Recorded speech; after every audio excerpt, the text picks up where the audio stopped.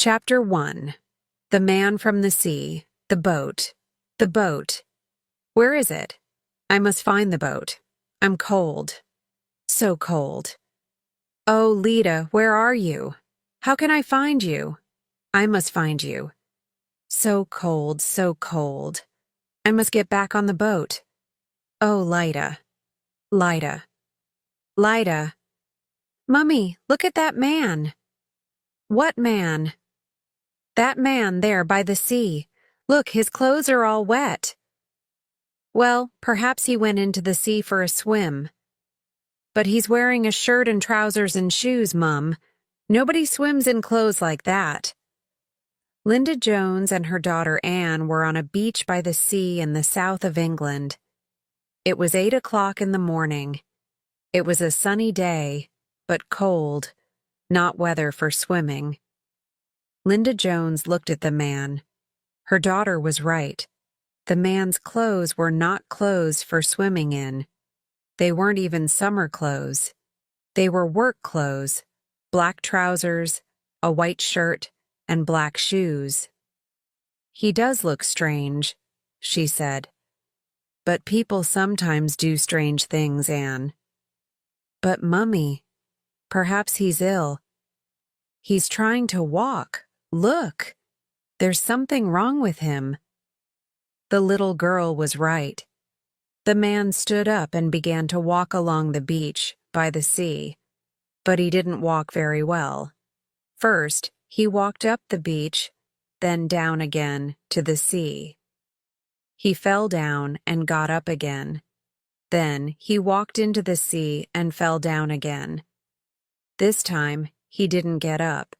He stayed there, lying in the sea. You're right, Anne, Linda said. There's something wrong with that man. You stay here. I'm going to look at him. She walked down the beach to the sea. The man didn't get up. He stayed lying in the water. Linda stood by the sea and looked at him. He was a tall young man, about 25 years old, with long dark hair. His clothes were wet, and he looked cold. His face was very white, but there was a dark red mark over his left eye. Hello. Are you all right? Linda asked.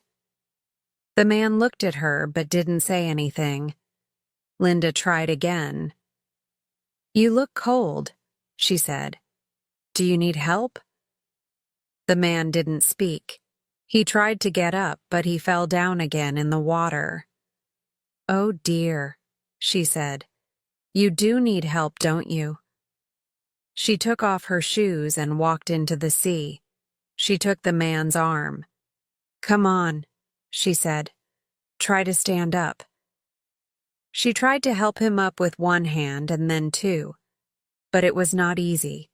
He was bigger than her, and she nearly fell into the sea beside him. But then she got him to his feet and helped him walk out of the sea. On the beach, he sat down again. Linda sat down next to him. Are you hurt? She asked. Are you not feeling well? The man looked at her with his strange blue eyes, but he didn't say anything. What's your name? Linda said. The man didn't answer. He turned his face away and looked at the sea. Linda looked at the mark over his eye. Oh dear, she said. I think you need to go to the hospital. She took out her phone and called for an ambulance. 20 minutes later, an ambulance arrived, and 2 ambulance men ran down the beach to the man. They looked into his eyes, felt his hands, and asked questions. What's your name, sir? They said. No answer. How did you hurt your head? They asked. Can you move your legs? No answer. One of the ambulance men turned to Linda Jones. Do you know this man? He asked. No, said Linda. He was like this when I found him. Suddenly, the man stood up and tried to walk away back into the sea. But he couldn't walk well. He fell down and lay on the beach. The sea came over his legs. All his clothes were wet, and he was very cold. "Come on, sir," the ambulance man said. "You're not well. You need help. We're taking you to the hospital." The two ambulance men helped him up and carried him into the ambulance. At the hospital, two nurses took off the man's wet clothes and put him in a warm bed. A young doctor came to examine him. He saw the mark on the man's face and his cold white hands. "What happened to you?" the doctor asked.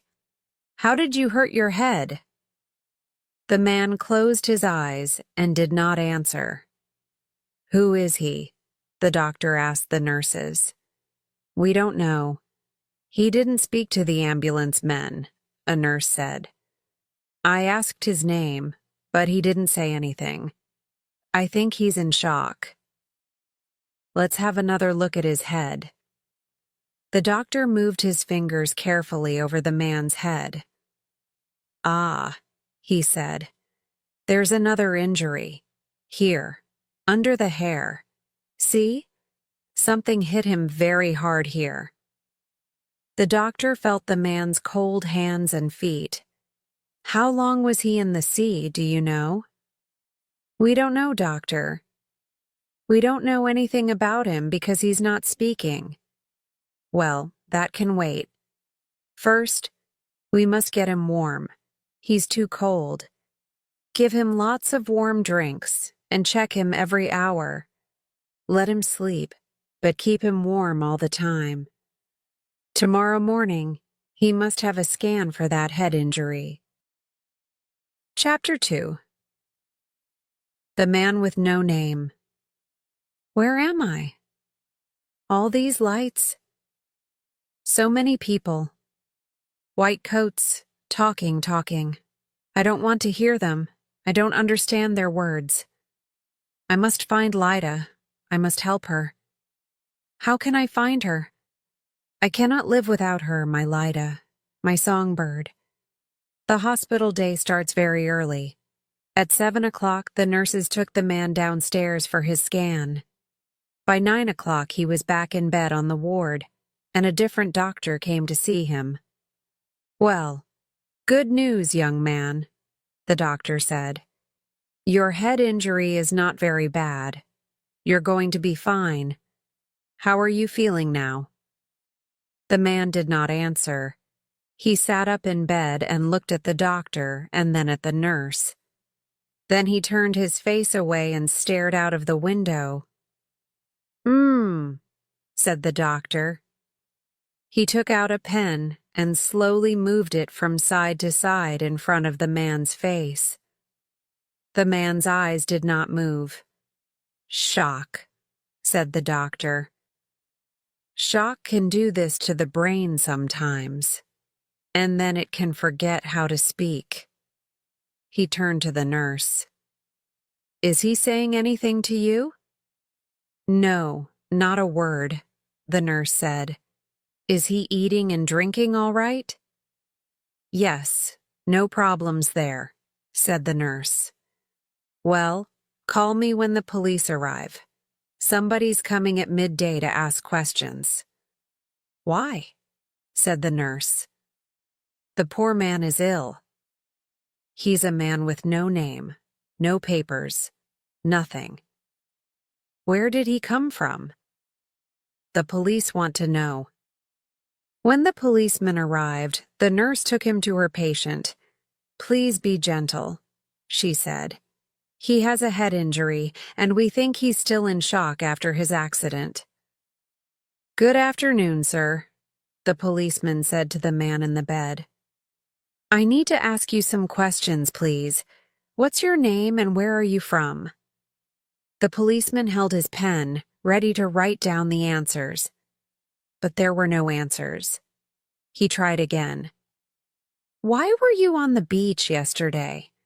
Why were your clothes wet? Did you fall off a boat?" No answer. The man closed his eyes and turned his face to the wall.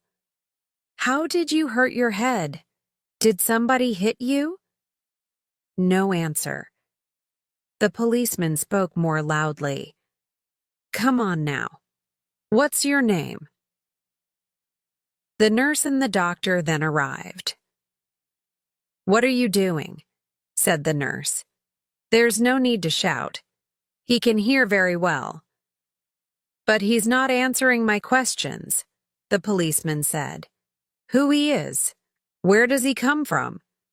We don't know, said the doctor. Can't the questions wait for a day or two? Let him rest now.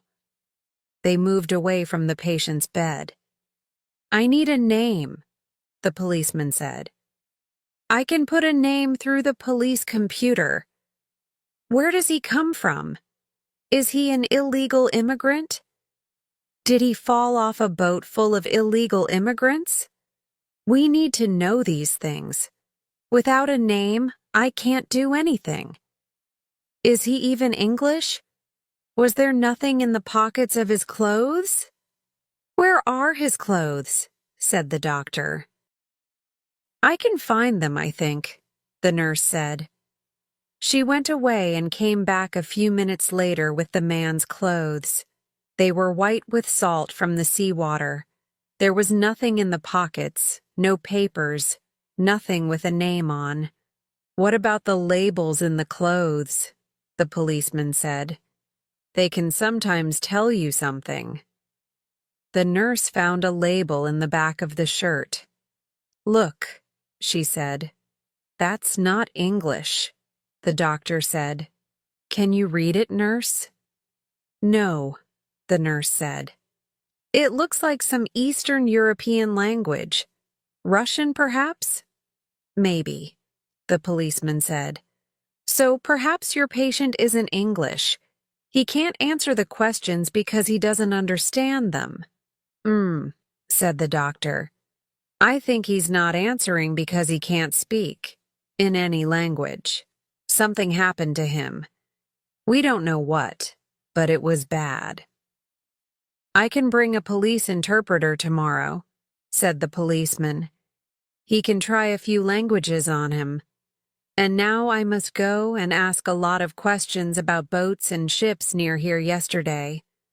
Perhaps he fell off a boat and somebody is looking for him. The policeman left, but there was no rest yet for the man from the sea. It was a busy hospital, with accidents coming in all the time. We can't keep him in this ward tonight, the doctor said. We need the bed. Take him over to the psychiatric unit. They can give him a bed for a few nights. Perhaps they can help him with speaking. Ask for Nurse Avril O'Brien. She's very good with patients like these. Chapter 3. The piano. My head feels better today. My eyes still hurt, but I can see better. These people are kind, but I cannot talk to them. What can I say? What can I tell them? I do not want to live without Lita, and Lita is lost to me forever. Nothing matters now. Nothing. The psychiatric unit was a new part of the hospital. It had nice rooms for the patients, with pictures on the walls. There was a patient sitting room with books, some comfortable chairs, and an old piano. Outside, there was a small garden with flowers. Patients here had mental problems of different kinds. Many of them were older people. Some of them did not know the day of the week or their own names. Avril O'Brien was very good with these patients. She was kind and friendly. She liked to sit with her patients or walk with them in the little garden. She talked to them all the time. Sometimes they answered, and sometimes they didn't. But that didn't matter to Avril. She just went on talking in her warm Irish voice. She was very interested in the new patient, the man from the sea, the man with no name. How can I help him best? She asked Dr. Sansom.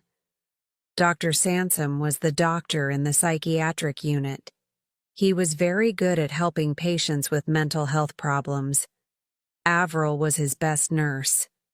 "Talk," he said. "Just talk to him, Avril. He's not going to answer you, but we want him to listen." So Avril talked to him in her warm Irish voice. She talked about her family, about the weather, about books and films. The man from the sea said nothing and did not answer any of her questions. But he began to listen and to watch Avril's face when she talked. In the morning, the policeman came back. With him was a tall young woman with black hair and a big smile. "Hi, I'm Katya," she said to Avril. Avril looked at her in surprise. "Do you work for the police?" she asked. "You don't look like police." Katya laughed. "No," she said. "I'm an interpreter of Eastern European languages. I work for myself." "Our usual man is on holiday," said the policeman. "He's always on holiday when you need him. Katya helps us when that happens." Avril took them into her patient's room. He lay on his bed and watched them. But when Katya began to speak, he closed his eyes and turned his face to the wall. Katya spoke for 3 or 4 minutes in different languages, but the man did not move or open his eyes. Katya stopped and looked at the policeman.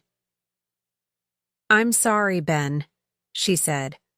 "I tried Polish, Ukrainian, Russian, and Serbian. He just doesn't want to talk." "But did he understand any of those languages?"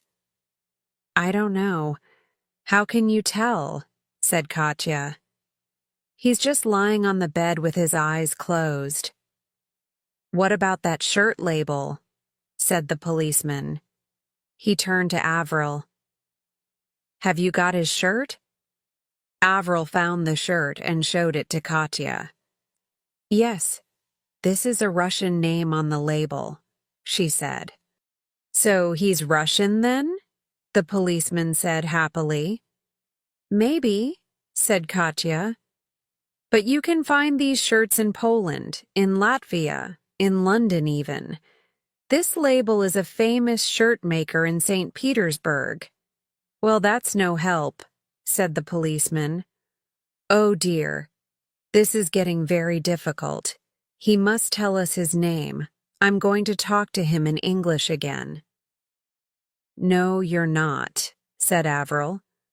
"This is my patient, and he is not a well man. He needs to rest, to be quiet. You must leave now." She opened the door, and they all left the room. Avril closed the door quietly behind her. Outside the room, the policeman turned to Avril. "So what do we do now, nurse?" he asked. "Wait," said Avril. "Okay, but call me when he starts talking, right?" "Of course," said Avril. She smiled at Katya, and Katya gave her a big smile back. Later in the day, Avril went into her patient's room and sat down next to him on the bed. She had a pen and some paper in her hands. "Listen," she said. "You can't talk to me, I know that. But maybe you can write or draw something, can you? Look, like this." She drew a picture on the paper and wrote something next to it. "See that?" she said. "That's a picture of me, can't you see? And there's my name beside it. Avril O'Brien, see?" She laughed. "It's not a very good picture, I know, but you can see it's me, can't you?" She gave him the paper and pen. "Now you, draw a picture of yourself and write your name beside it." Then she sat quietly and watched. The man took the pen and paper from her, but for a long time he sat very still and did nothing. Avril watched him with a friendly smile on her face. "Go on," she said kindly. "You can do it. It's paper. It can't hurt you. Draw a picture. Do it for me." The man looked at the paper again. Then he started to draw. His hand moved quickly across the paper. Avril sat still and watched him. It was very quiet in the room, and she could hear the sound of the pen on the paper. Then she heard another sound. It was the sound of crying. He finished the drawing and looked up. There were tears on his face. Avril took the paper from his hand. It was a drawing of a piano. "That's beautiful," she said. "A piano. Do you like piano music? Do you play the piano, maybe?" No answer. The man stared down at his hands. He did not look at Avril. Avril laughed. "Well, that's wonderful, so it is. Come with me, young man. I have something to show you." She put down the paper and held out her hand. The man got out of bed and went with Avril into the patient's sitting room. It was his first time in here. "Look," Avril said. "We have a piano here. One of our old patients gave it to us. Come, play something for me." The man sat in front of the piano. Avril pulled up a chair and sat next to the piano. For a long time, he did nothing. He sat still and looked at the piano. Then, very slowly, he pressed one of the white piano keys with his finger. Avril watched and waited. But there was no music. The man just played one note, pressing the same key with the same finger. He played the note again, and again, and again, more and more quickly, louder and louder and louder. Then he stopped. Tears ran down his face. He put his face in his hands and whispered one word. "Lida, Lida, Lida." Then he got up suddenly and walked quickly out of the room. He went back to his bed and lay on it, face down, with his hands over the back of his head. Avril went to find Dr. Sansom. "He spoke," she told him. "He said one word, over and over again, but I didn't hear it very well. It sounded like leader, but what can that mean?" Dr. Sansom shook his head. "Leader? I don't know. But the interesting thing is the piano, Avril. Maybe music is the key. Tomorrow, take him to the piano again." Chapter 4. The Music. How can I play music without Lida? Music was my life. Now it is my death. The sound of one note on the piano goes through me like a knife. Oh, why did I swim to land? Why didn't the sea take me down, down, down, to sleep the long sleep? The next morning, Avril took her patient into the sitting room. He sat at the piano, but he did not touch the keys. His face was closed. His eyes saw nothing. "You're a long way away, Mr. Piano Man," Avril said to him, smiling. "Where are you now? Are you thinking about your home? About your family?" No answer. Avril took some photographs out of her bag. "Would you like to see some photos of my family, Mr. Piano Man?" she said. "Look, here's my husband, Jerry. I told you about him yesterday. And this is my son, Ryan. He's 16 now. He's a big boy, taller than me. He loves playing football. And this is my daughter, Mary. She's 14. She loves music. She listens to it all the time." One by one, she gave the photos to the piano man. He looked at them and then gave them back to her. Oh, here's one to show you. This is Mary when she was little. About 8, I think. She's having a piano lesson, but she stopped lessons after 2 years. So sad. I love listening to piano music. The piano man held the photo of Mary and looked at it for a long minute. His face did not change, but suddenly he put the photo down, turned round to the piano, and began to play. It was a happy piece of music, light and easy. Avril laughed. Oh, how wonderful! I know that. My Mary played that piece. Well, she didn't really play it, but she tried to learn it. You play it so well. The piano man stopped playing. Avril watched him. Can you play some more music for us? She asked. She looked around the sitting room. There was another patient sitting at the back of the room. This was Doris, a very old lady. Sometimes Doris remembered things, sometimes she didn't. I think Doris is enjoying your music, Avril said. The piano man looked around. Doris nodded and smiled at him. The piano man turned back to the piano and began to play. This was a very different piece of music, fast and exciting, full of color and life. The piano man's eyes were closed. His body moved to the music, and his fingers danced over the keys. Avril watched his hands. You're a musician, aren't you? She said. A pianist.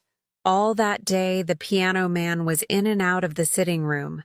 Sometimes he just sat at the piano. Sometimes he played fast, exciting music, slow, sad music. Then he went back to his room and lay on his bed with his hands over his head. Then back to the piano again. Dr. Sansom came to listen to him. You're right, Avril, he said. He's a wonderful musician. The music is talking through him. There's a change coming. Leave him alone and wait. Late in the afternoon, the piano man went to the piano again and began to play a new piece of music. It was slow, very beautiful music, like a song. Avril sat with him for a time, then stood up. Don't stop, she whispered. I must see another patient for a few minutes. Back soon. She went quietly out of the room. Doris was still in her usual chair at the back of the room, smiling and nodding to the music. Avril was with the other patient for 10 minutes, then went back to the sitting room. She heard Doris's voice. Nurse, nurse, come quick. What is it, Doris? What's the matter? Look, said Doris. He's crying. Poor boy. The piano man sat at the piano with his face in his hands. Tears ran between his fingers and down the backs of his hands. Poor boy, said Doris. Poor boy, poor boy. Yes, all right, Doris, Avril said. I'm here now. She put her hand very gently on the piano man's arm. He wants a cup of tea, said Doris loudly. Poor boy. Yes, you're right, Avril said. She went quickly to the nurse's kitchen and came back with a large hot mug of tea. Gently she took the piano man's hands away from his face and gave him the mug of tea. There, she said. Drink some tea. Tea always helps. The piano man's hands closed around the hot mug. He looked up into Avril's face. Spasibo, he whispered. Before she went home, Avril went to the computer in the nurse's room. Now, what was that word? She thought. Something, spasi. She tried the spelling spasiba. and Google found the word for her at once. Spasibo was thank you in Russian. Chapter 5. Ludmilla. When Lita and I made music, it was like falling in love every time. The piano with the voice with the piano. How can I live without Lita, without music? I am nothing, just a poor half thing, a garden without flowers, a sky without the sun. When she arrived at work the next morning, Avril looked for Dr. Sansom. She wanted to tell him about the piano man and the Russian word, but Dr. Sansom called her on the phone. "Ah, Avril," he said. "Can you come now? I need you. We've a new patient, a Russian girl. She arrived half an hour ago. I want you to be with her this morning." Avril went upstairs to the ward. A Russian girl, she thought. Suddenly, everything round here is Russian.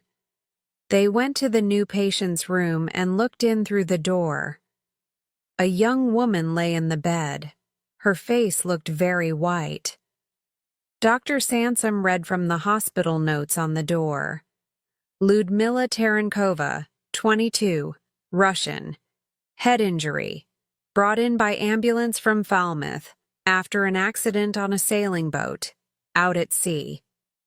She had a small operation 3 days ago for the head injury, Dr. Sansom told Avril. That went well, and the head injury is better now. But there is something wrong. She's crying a lot and getting very angry. So they sent her to us. Let's go in and talk to her. You speak first. They went into the room and stood by the bed. Avril smiled at the young woman.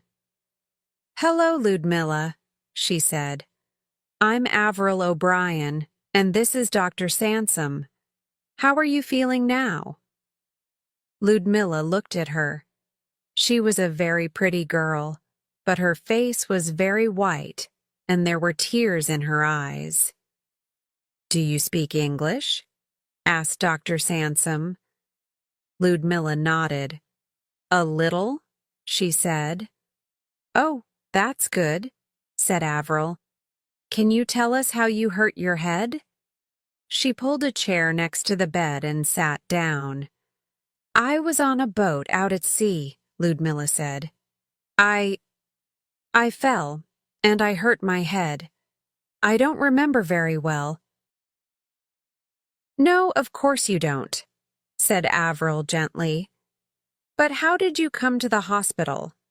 Do you remember that?" "I came by ambulance. The boat came into Falmouth. Is that the name?" Then the ambulance came. "And who called the ambulance?"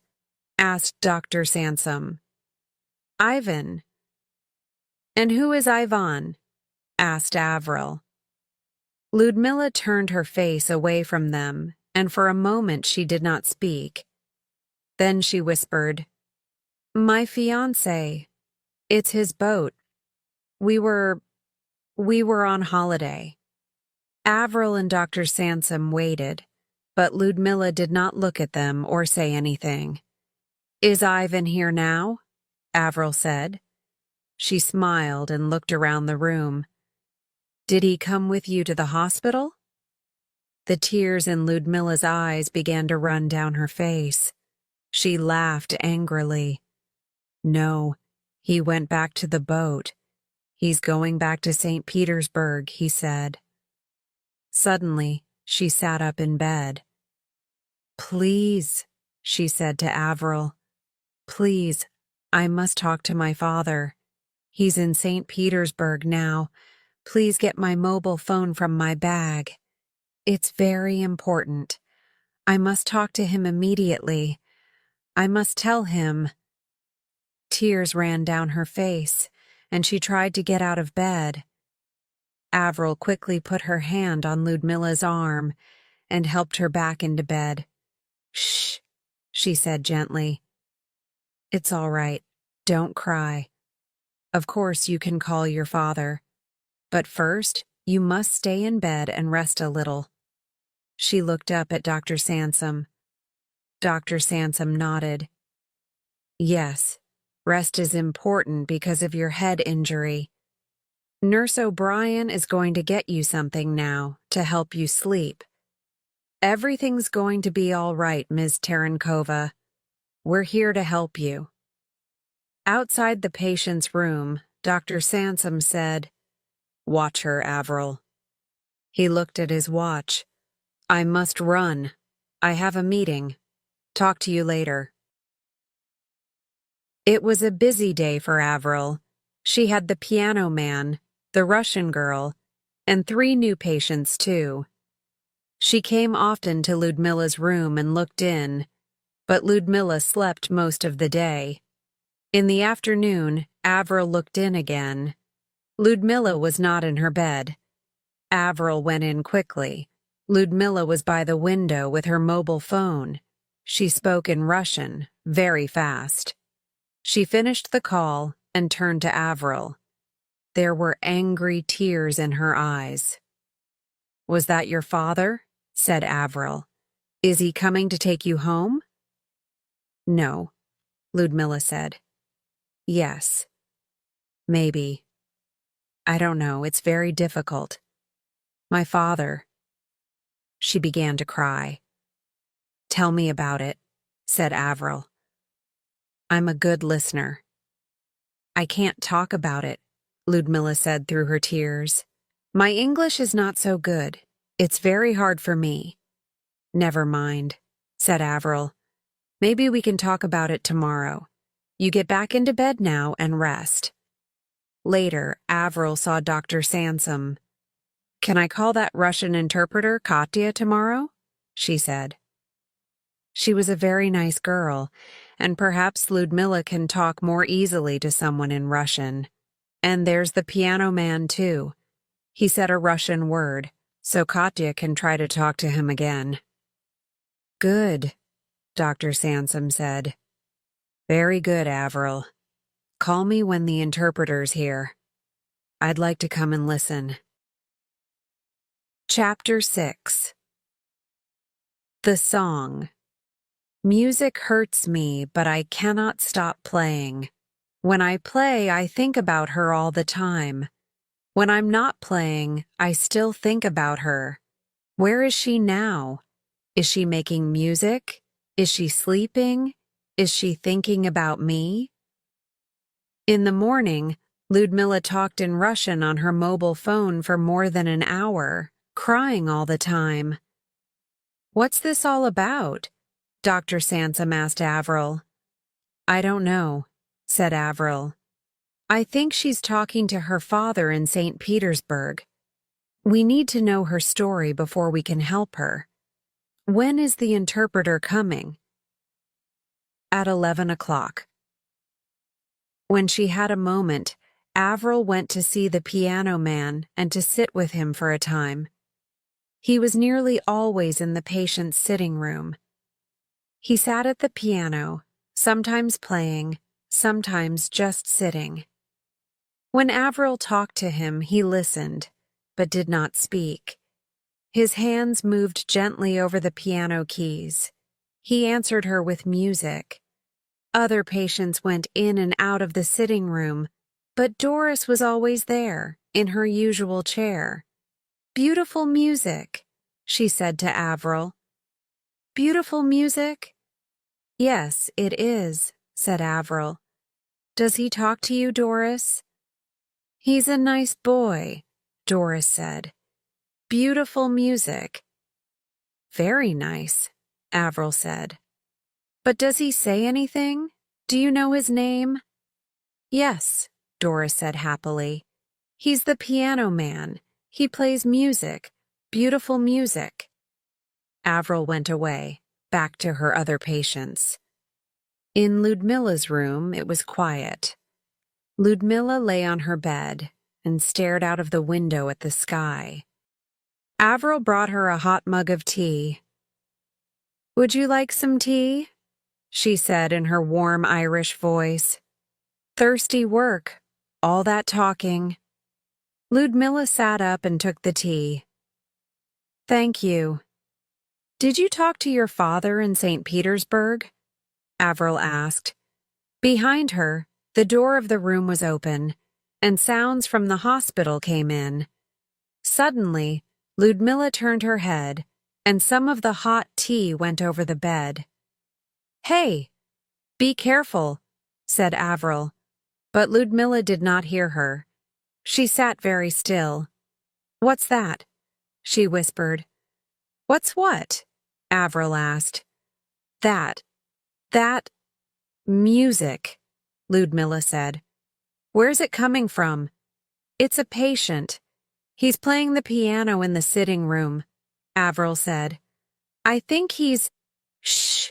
Listen, Ludmilla whispered. She put her hand on Avril's arm. Listen. A second later, she was out of the bed and running. She ran out of her room, past the other rooms, and along to the patient's sitting room at the end. Avril ran after her. Wait, she called. At the sitting room door, Ludmilla stopped. She saw the piano man at the piano, and her face turned white. She stood and stared. The piano man heard something and turned round. He stopped playing and stared at the girl by the door. For a long, long minute, nobody moved, nobody spoke. Every sound in the hospital stopped. Then, very slowly, the piano man turned back to the piano and began to play. He played a slow, beautiful piece of music. For a second or two, Ludmilla did not move or speak. Then she put her head back, closed her eyes, and began to sing. The song was very sad and very beautiful. Avril did not understand the words because they were in Russian, but tears came into her eyes. The piano man played, and Ludmilla sang. Then, at the end of the song, she walked across the room to him. The piano man stood up and watched her. She came and stood in front of him, and very slowly, very gently, she held out her hand to him. Mikhail? She whispered. Lida, Lida, Lida, said the piano man. Oh, Lida. Then he put his arms around her and held her for a long time. Chapter 7. A Russian Love Story. How strange life is. 1 minute it is dark, without hope, and the next minute there is wonderful light, and everything can begin again. I am afraid of nothing now that I hold Lida in my arms once more.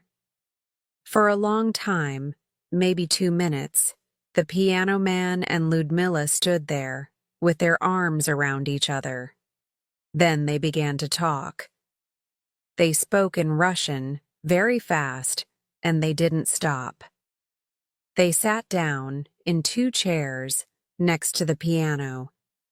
They held hands, they talked, and laughed, and cried, all at the same time. Well, what do you know? Avril said. She turned to Doris. So, when he said that word at the piano, it wasn't the word leader. It was the name of a girl, Lida. Doris sat in her usual chair and smiled and nodded. Happy people, she said. Happy people. So they are, said Avril. She went to find Dr. Sansom and came back to the sitting room with him and Katya, the interpreter. This is very exciting, said Dr. Sansom. Do we know the story yet? Katya stared at Ludmilla. I think I know her, she said. She's a singer, Ludmilla Terenkova. She's beginning to get famous in Russia, and she's on YouTube a lot. She sings beautiful love songs. Katya, can you talk to them now? Said Avril. There's no problem with talking today. Of course, said Katya. She pulled up a chair and sat down next to Ludmilla and the piano man. They talked in Russian for 10 minutes. So, said Katya. She turned to Avril and Dr. Sansom. It is a love story, she said, with 3 people. Ludmilla met a young man, Ivan, and when he asked her to marry him, she said yes, but she didn't really love him. Why did she say yes then? Avril asked. I was young, said Ludmilla. I did not know about love. I liked Ivan, yes, but I did not really know him. My father liked him because Ivan is from a rich family. My father is a rich man too, and he wants me to marry money. Money is more important than love, he says. The piano man said something to Ludmilla in Russian, and she laughed. So, why were you on Ivan's boat? Avril asked. For a holiday, Ludmilla said. I didn't want to go because when Mikhail and I began to work together, everything changed. She smiled. Now I know everything about love. She held the piano man's hand and said something to him in Russian. Ivan has an expensive boat, Katya explained. He likes expensive things, and he likes to have a beautiful young singer for his fiancée. But he is not a nice man, and Ludmilla knows that now. She is afraid of him. She is afraid of her father, too. Mikhail, you see, is from a very poor family, and Ludmilla's father is not going to like that. So these 2 young people, very much in love, just wait for an answer to their problem. So, how did Mikhail arrive on the beach? Asked Avril. Mikhail is a very good pianist, said Katya, and a very good accompanist for Ludmilla. He plays the piano when she sings. Ludmilla wanted to learn some new songs, so she took Mikhail with her on Ivan's boat. It's a very big boat then, is it? Avril asked. It has a piano on it. Oh, yes. These are very rich people. I see. But what did Ivan think about that? Avril looked at Ludmilla and Mikhail holding hands. I am a singer, Ludmilla said. And of course I need my accompanist to help me learn new songs. So Mikhail comes with me. Everywhere. Of course. So what happened? Avril asked. This happened, said Ludmilla. She turned to Mikhail, put her arms around him, and gave him a long, loving kiss. Then she looked at Avril again. We were at the back of the boat, but Ivan saw us. He was angry. Very, very angry. He hit Mikhail on the head with a bottle, and Mikhail fell into the sea. Ludmilla stopped. There were tears in her eyes. Mikhail put his arm around her. It was so terrible, Ludmilla said. Ivan did not stop the boat. He did not look for Mikhail. He did nothing. It was night, and I could not see Mikhail in the sea. I called and called, but there was no answer. Tears ran down Ludmilla's face. Ivan said, Too bad, it was an accident. And I told him, No, you are a murderer. Then he hit me. He hit me on the head. And after that, I knew nothing. When I opened my eyes again, I was in Falmouth.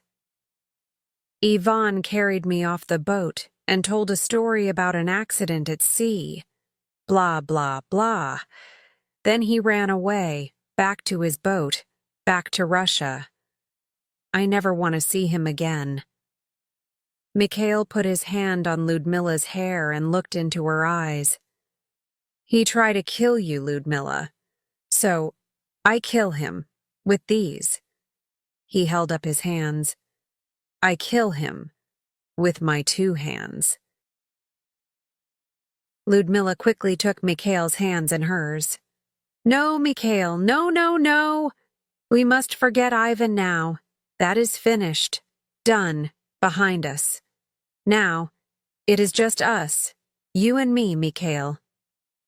Well, said Avril. What a story. But now, you're all right? She looked at Mikhail and smiled. Mr. Piano Man, are you well now? Mikhail smiled back. Yes, he said. My English is not good, but yes, I am well. Without Ludmilla, I cannot live.